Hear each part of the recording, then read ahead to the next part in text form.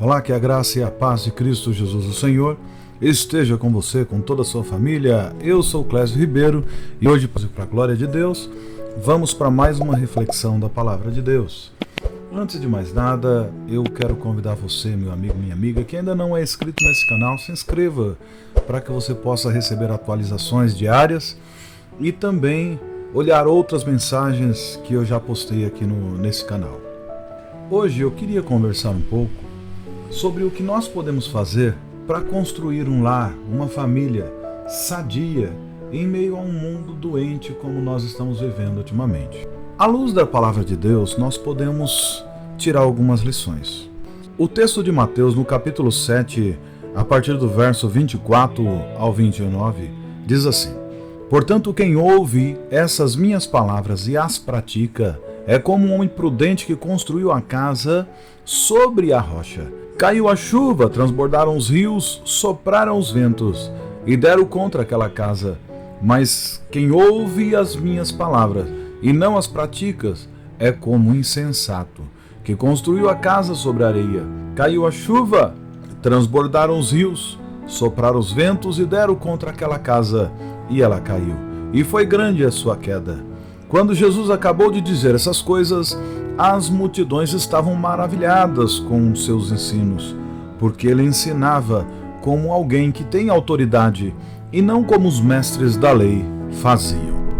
Queridos, em primeiro lugar, eu gostaria de fazer uma menção aqui sobre a forma com que as pessoas enxergavam Jesus, como alguém que falava com tamanha autoridade e não como os mestres da lei. Hoje, nos dias atuais, nós temos muitas pessoas que também são mestres da lei, que quando eles falam, parece que eles não exercem tanta influência e nem tanta autoridade. Tem algumas similaridades, mas não é sobre isso que eu gostaria de falar hoje. Mas sim sobre a qualidade de vida que pode ter o homem prudente que constrói a sua casa sobre a rocha e o homem que ele simplesmente deixa a vida levar e constrói a sua casa de qualquer jeito, sem alicerces, e ele constrói sobre a areia.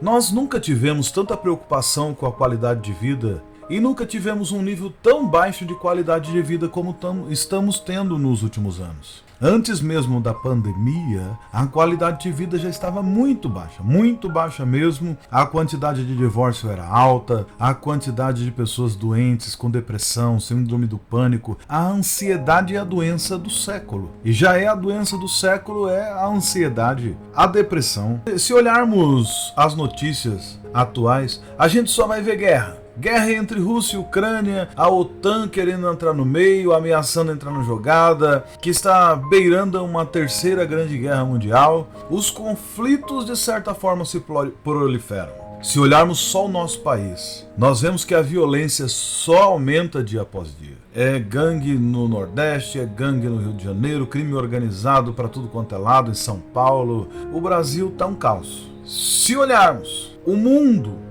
visualizamos o domínio do caos. Se olharmos para as nossas cidades, nós vemos que, da mesma forma, o caos tem tomado conta. E parece que para algumas coisas, quanto pior, melhor, porque assim eles podem tirar bons proveitos disso. Se nós olharmos para as nossas cidades, nós vemos o retrato da miséria, da dor, do abandono, da desesperança. Se nós olharmos para a sociedade, nós vemos o declínio moral que nós estamos passando. Hoje o certo virou errado e o errado virou certo. Se nós olharmos para a política, nós vemos a depravação total da moral. Corrupção e mais corrupção, tanto de direita, centro, esquerda. Quando a gente olha, são simplesmente pessoas que têm um único ideal: juntar para si cada vez mais e mais. Se nós pararmos e olharmos para as famílias brasileiras, nós vemos um completo descaso. Se olharmos para a mídia de um modo em geral, nunca se investiu tanto quanto agora para a destruição da família. Se olharmos para a mídia, é só o que a gente vê. O investimento é muito alto. A maior intenção da mídia, de um modo geral, é banalizar as relações humanas e familiares. Nesse ano, nós tivemos um grande exemplo aqui de uma mulher com surto psicótico que saiu para, na teoria, evangelizar, com a sua sogra, e como ela não voltou para casa e o seu marido saiu para procurá-la e encontrou dentro de um carro com um morador de rua. O marido que partiu para a defesa da esposa tornou-se um motivo de chacota nacional. Enquanto morador de rua, esse sim virou celebridade. Um monte de gente fazendo fotos, vídeos, entrevistas, virou a sensação do momento, a celebridade do momento, enquanto a mulher que está doente ainda está internada. E o homem que tentou defendê-la, esse aí está sendo ridicularizado nas mídias sociais. Se o que é errado virou certo, as pessoas olham para isso e falam: mas isso daí é o que tem que ser. Não, não é o que tem que ser. O que é errado continua sendo errado. O que é certo continua sendo certo. Quando uma pessoa casa, um homem casa com uma mulher, ele diz que é na saúde e na doença, na riqueza e na pobreza. Vemos o caso desse rapaz que mesmo a esposa dele estando doente, ele foi partir em defesa dela e agora se colocou ela no hospital, está se tratando, enquanto as pessoas estão rindo dele. Mas ele está tratando dela porque ela estava doente. E é assim que um homem de verdade deve fazer. Mas se nós olharmos para as vidas de pessoas próximas às nossas casas, nós podemos ver a imagem do sofrimento, ela é geral. Quantas pessoas sofrendo de depressão, síndrome do pânico, síndrome de burnout, síndrome de tudo quanto é tipo. Pessoas com surto psicótico, pessoas que querem se matar, pessoas que não têm mais vontade de fazer nada. Tem outras pessoas que vivem também a síndrome do narcisismo, que mesmo que a vida esteja um caos, ela precisa parecer que está tudo bem, que está lindo, maravilhoso, maquiada 24 horas por dia, filtros de todas as espécies para que as fotos estejam sempre perfeitas no Instagram, no Facebook. O quadro é assustador e as estatísticas são alarmantes. Das pessoas que eu conheço, do meu hall de amizade, de pessoas próximas, a maioria já está no limite do estresse. Mais da metade das pessoas que eu convivo, que eu conheço, comentam comigo sobre insônia, outros sobre síndrome de ansiedade generalizada, outros de síndrome do pânico. E pós-pandemia, que já é o período que nós estamos vivendo, isso só tem aumentado. Tem pessoas que estão desesperadas, achando que não vale mais a pena trabalhar, não vale a pena mais investir, não vale mais a pena muita coisa, porque qualquer momento aí pode vir um novo vírus e acabar com tudo. Das pessoas que conheço, que casaram no mesmo período que eu, lá em meados de 2008 até 2010, das pessoas que eu convivo, a grande maioria já está no segundo ou no terceiro casamento. O mais interessante é que esse número é praticamente o mesmo dos evangélicos e dos não evangélicos. Ainda tenho visto uma quantidade altíssima de crianças que nascem de pais solteiros. Essa tem sido a realidade da nossa sociedade atual. Claro que de cidade para cidade você aí vai dar números parecidos com meus, outros um pouco mais, outros um pouco menos. Mas isso é o resultado do alto investimento que tem se feito para destruir as famílias brasileiras. Com tudo isso nos traz uma pergunta: é possível construir um lar sadio numa sociedade que está literalmente doente? Quando se trata de relações humanas? Ao meu entendimento, é possível sim, mas para isso nós precisamos seguir os princípios da palavra de Deus, não tem outro caminho. É possível sim, mas precisamos voltar para os ensinos e a prática da palavra de Deus. Temos que voltar aos devocionais diários da palavra de Deus, temos que voltar à oração diária, temos que voltar-nos a Deus para que Ele possa se voltar a nós.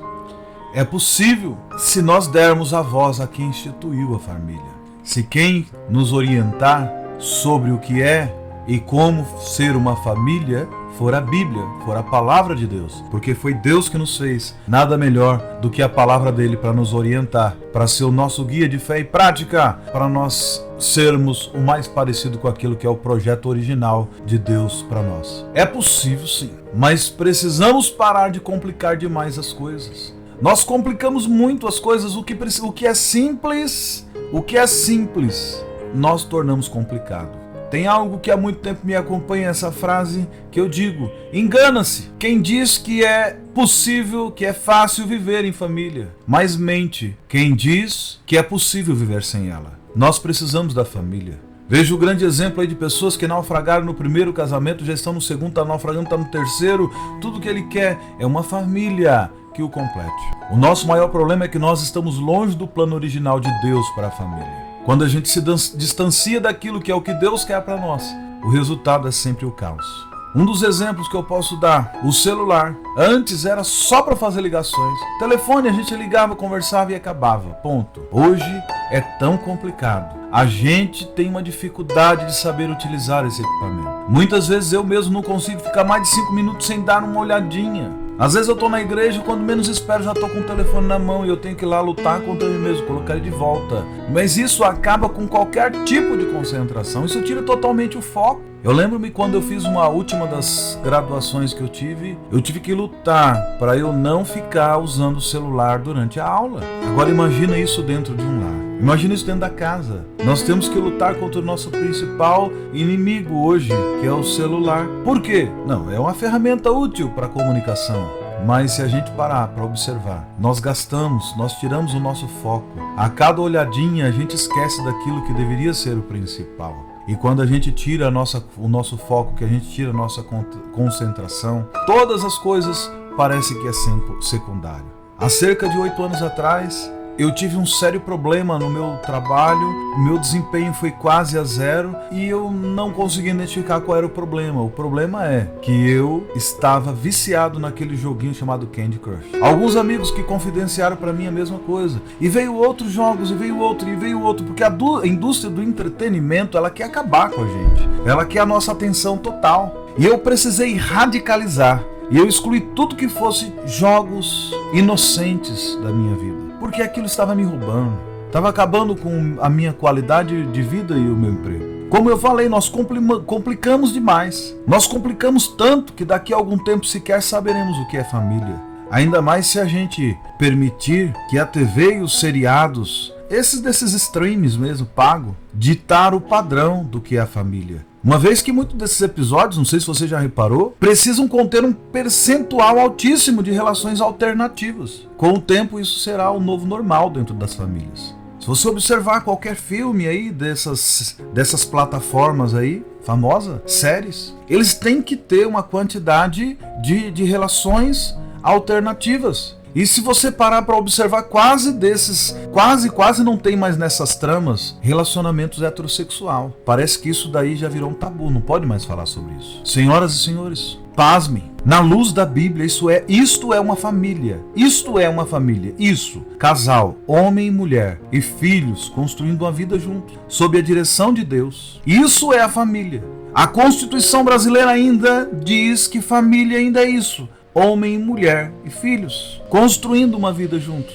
Se nós mudarmos o plano de Deus para a família, nós podemos ter qualquer uma outra coisa. E respeito, tenho total respeito. São pessoas, cidadãos que merecem total respeito. No entanto, a Bíblia nos diz que família é homem e mulher, filhos, construindo uma vida juntos, sob a direção de Deus. A minha intenção quando eu falo sobre isso aqui não é causar polêmicas e muito menos levantar bandeira de grupo A, B ou C. Longe de mim fazer isso. Eu defendo políticas de direitos para todos e jamais quero aqui me opor à opção de qualquer pessoa. A única coisa que eu estou dizendo é que o plano de Deus para a humanidade é homem, mulher e filhos, família. Mas para que nós possamos construir um lar sadio, depende de nós fazermos algumas escolhas. Que tipo de escolhas são essas? Algumas, eu vou citar algumas aqui. Depende de que tipo de pessoas nós somos. O texto fala de 2 tipos de pessoas, a pessoa prudente e a pessoa insensata. O prudente construiu a casa na rocha,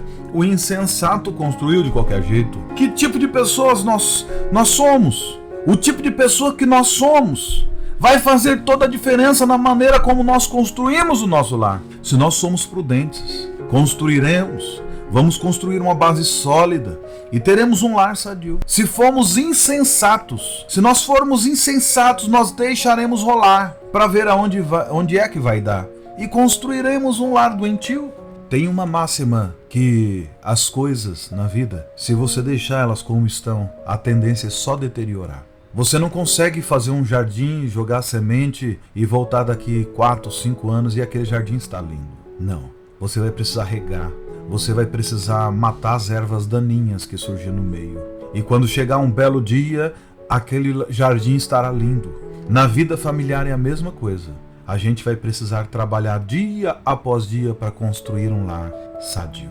Se você é prudente, Agora, se você é insensato, é só deixar a vida levar. A autoridade do lar, ela sempre tem que ser o Senhor Jesus.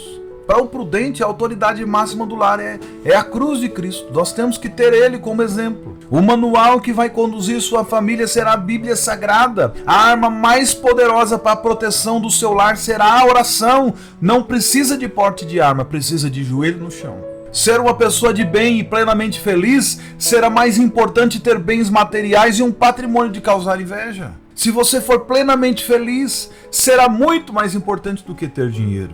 Porque eu vou te dizer uma coisa, eu conheço um monte de pessoas ricas, com muitas posses, mas que vivem uma vida triste, que levam muitas vezes ao suicídio. Por quê? Porque eles cavaram a sua estrutura na areia. O verdadeiro caráter será muito mais importante do que as riquezas. A presença de Deus e dos familiares ao redor da mesa será mais importante que os presentes. Vejo pais que investem fortunas comprando presentes e presentes para as crianças, e tudo que eles queriam era a presença. O seu lar será sadio em meio a um mundo doentio quando você deixar a doença lá fora e não permitir que esse vírus entre dentro do seu lar, o vírus chamado egoísmo. Viver em família, a gente precisa muitas vezes abrir mão desse vírus do egoísmo. A gente tem que fazer como fizemos durante a pandemia, nos isolar desse vírus. A gente tem que acabar com ele. Tirar o egoísmo, que cada um de nós já tem ele por causa do pecado original de Adão. Aprender a perdoar, aprender a pedir perdão, aprender a consertar as coisas, não deixar para amanhã o que pode fazer hoje, não deixar que o sol se ponha sobre a sua ira. Agora, se você for insensato, o seu lar não será saudável. Sabe por quê? Porque você não estará preocupado com nada disso. Basta deixar a vida me levar, vida leva eu. Basta você dizer, não, eu preciso ser feliz. E essa frase, eu preciso ser feliz, é a frase que eu vejo nos meus amigos que têm as suas famílias que já foram destruídas. Todos eles usaram a mesma frase, eu preciso ser feliz. Eu sou feliz, tendo meus 2 filhos ao redor da mesa, a minha esposa, tomarmos café junto quando podemos, almoçar juntos quando podemos, jantar juntos como podemos e orar juntos, louvar a Deus juntos, lermos a Bíblia, meditar na palavra de Deus juntos. Tudo isso nós fazemos porque queremos ter um lar sadio, independentemente da condição do mundo que nós estamos vivendo. Um ponto interessante para a gente pensar, que o lar, para ele não ser doentio, depende muito do fundamento sobre o qual nós estamos edificando o nosso lar. O texto que Jesus fala, ele fala sobre 2 fundamentos, a rocha e a areia. O terreno cheio de pedras e o terreno liso, limpo, sem nada, facinho de cavar. Aonde você tem edificado o seu lar? Onde você pretende edificar a sua casa? Sobre a rocha ou sobre a areia? Sobre a rocha é difícil. É difícil você encontrar uma posição certa para cavar, para alinhar e para fazer. Sobre a areia é facinho. 2 palitos, rapidinho, papum, construiu, tá pronto. Quando construímos sobre a areia, a única certeza que temos é que vai desabar. Resta saber quando, se em 1 mês, se em 2 meses, se em anos. Mas basta vir uma única tempestade, que essa é uma certeza que que temos na vida, que todos nós vamos passar por dificuldades e por tempestades. E quando passar por tempestade, tudo vai ao chão. Quando construímos na rocha, essa probabilidade de desabamento não existe. Talvez os terrenos da areia são mais baratos. Não precisa grandes investimentos, principalmente de tempo. Talvez os custos da construção de um relacionamento sobre areia são muito menores, não exige muito. Não precisa de especialista para construir uma casa sobre areia. Mas o resultado logo vem. Porque temos a certeza que provações, turbulências, dificuldades, doenças, aflições, angústias, desespero, todos nós vamos passar na vida. Só que aonde é que nós estamos fincados, as nossas raízes, é o que vai garantir que a gente passa por tudo isso junto. Você quer construir um lar sadio em um mundo doentio? Invista no fundamento. Esteja firmado na rocha, que é Cristo. Então invista em material de primeira linha, coloque os tijolos certos, um em cima do outro, coloque ferro, coloque todos os materiais de primeira linha. Você quer ter uma família sadia, convide uma equipe certa para trabalhar na sua casa. Eu indico uma para você de primeira qualidade: o Pai, o Filho e o Espírito Santo. Use esse material e a sua vida será uma vida próspera, uma vida sadia, alegre, será uma vida plenamente abundante em Cristo Jesus. Invista na comunicação, no amor, no respeito, no afeto, na amizade, no bom humor, na compreensão, nos sonhos compartilhados, na solidariedade, na compaixão. Então invista no material correto, invista no telhado. Tanto o sol quanto a chuva vêm sobre justos e injustos. Vocês têm que ter uma cobertura sobre você. Você precisa ter pessoas que te levam pelo caminho correto. Você precisa ter pessoas que orem por você, que te oriente, que fale para você quando você estiver errado. Porque o verdadeiro amigo não é aquele que bate nas nossas costas, não é aquele que nos aplaude o tempo inteiro. O verdadeiro amigo é aquele que, quando nós estamos fazendo coisa errada, ele fala: amigo, você está errado. Cuidado, que as suas decisões podem acabar com a tua família. Deixe que Deus cubra e proteja o seu lar. Invista no projeto de vida certo. O mundo tenta te vender um projeto falido que é fácil de utilizar. Basta não fazer nada. O mundo te vende uma falsa liberdade. Tenha tantas mulheres e homens quanto quiser. Dê vazão aos seus instintos. Faça o que o teu coração te mandar. Se isso te dá prazer, então faça. Tenha tantas aventuras quanto quiser e tanto quanto você puder. Não assuma compromissos, assuma riscos. Só que o resultado disso tudo é sempre a catástrofe, é sempre a destruição. Agora, para te dizer não a tudo isso. Agora, para você poder dizer não a tudo isso e assumir um compromisso e assinar um contrato de um projeto de Deus para sua família, alcança uma vida que vale a pena ser vivida. Se você deixar tudo isso de lado e você assumir um compromisso com Deus e você entregar a sua vida a Jesus e confiar nele, você vai alcançar uma vida plena com Deus. E Ele vai cuidar de você, Ele vai cuidar da tua casa, Ele vai cuidar da tua família. Nos momentos de maior dificuldade, Ele estará caminhando juntamente com você. Mas você, para isso, vai ter que dizer tudo, você vai ter que dizer não para tudo isso que eu acabei de comentar sobre aquilo que o mundo tenta te vender. Um outro ponto para que a gente tenha uma família sadia, mesmo vivendo num mundo doentio quando nós estamos vivendo, depende de que tipo de atitude nós tomamos. O texto que eu li fala de duas atitudes: ouvir e ouvir.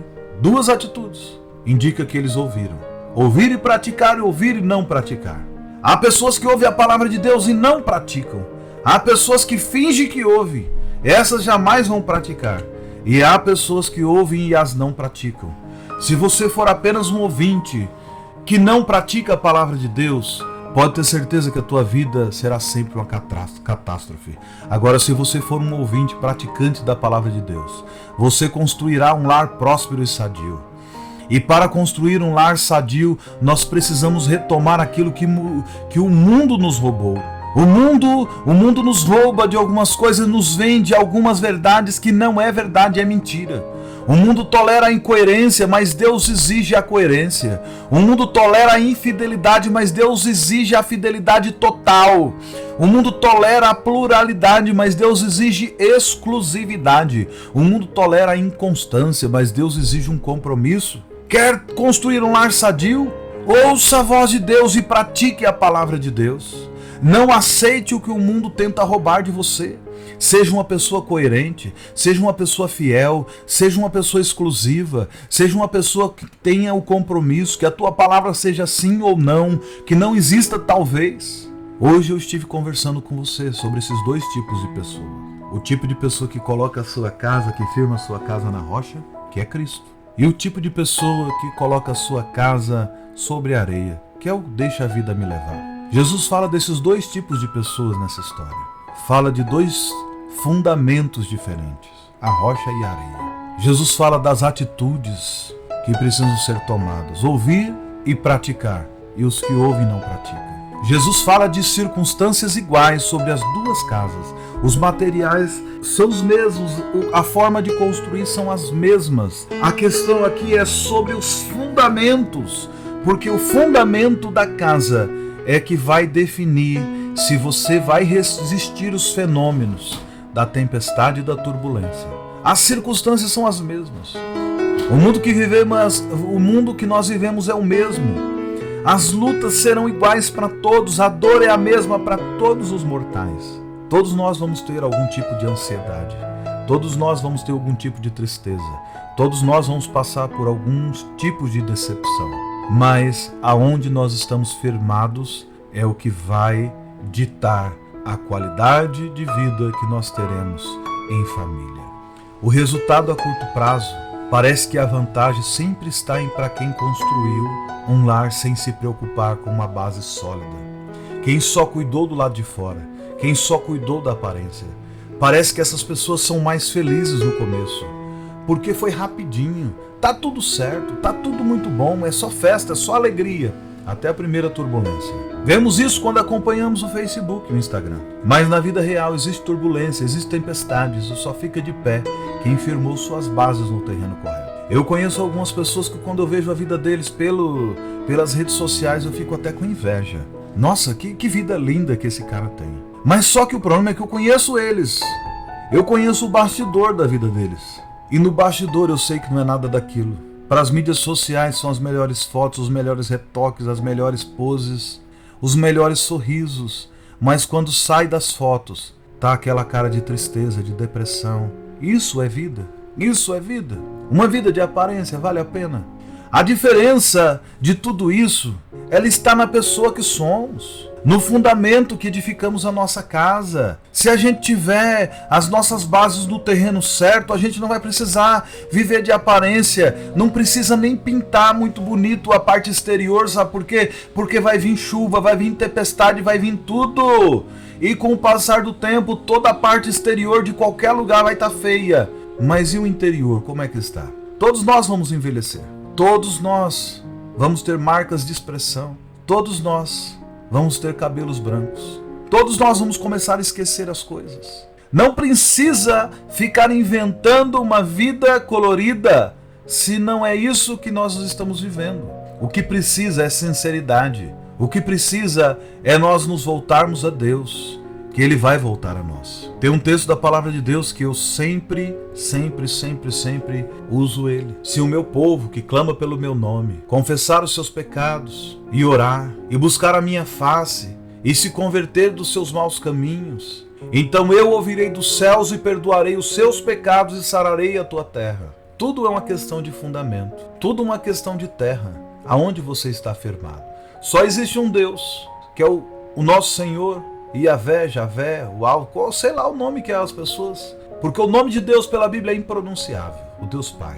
Existe só um Filho, que é Jesus, que é o caminho que nos leve a Deus. E existe o Espírito Santo, que Ele nos deixou para que nós não ficássemos órfãos, para que nós não ficássemos sozinhos. E Jesus Cristo, que está conosco, Ele que é o Cordeiro morto antes da fundação do mundo, Ele está conosco, Ele tem nos vocacionado para viver uma vida plena, uma vida feliz. Então quero te convidar nesse momento para você fazer uma reflexão: que tipo de vida você tem levado para a tua família? Que tipo de vida que você tem oferecido a eles? Ainda há tempo de mudar. Ainda há tempo de reconstruir as bases do seu relacionamento, da tua família, porque você ainda tem muitos mais dias e anos ainda para viver. E escolha viver na presença de Deus, porque você vai ter uma vida plena. Isso eu garanto, porque foi assim que eu fiz da minha casa. E por mais que nós passamos por doenças, por mais que nós passamos por turbulência, já passei por desemprego, já passei por outras situações, mas em tudo nós somos mais que vencedores em Cristo Jesus. Reflita nessa palavra. E mais à frente, quando você tiver a possibilidade de conversar comigo sobre isso, conte-me o testemunho da tua vida, em que você mudou e como ficou o seu lar. Que Deus te abençoe na graça e na paz de Cristo Jesus, o Senhor.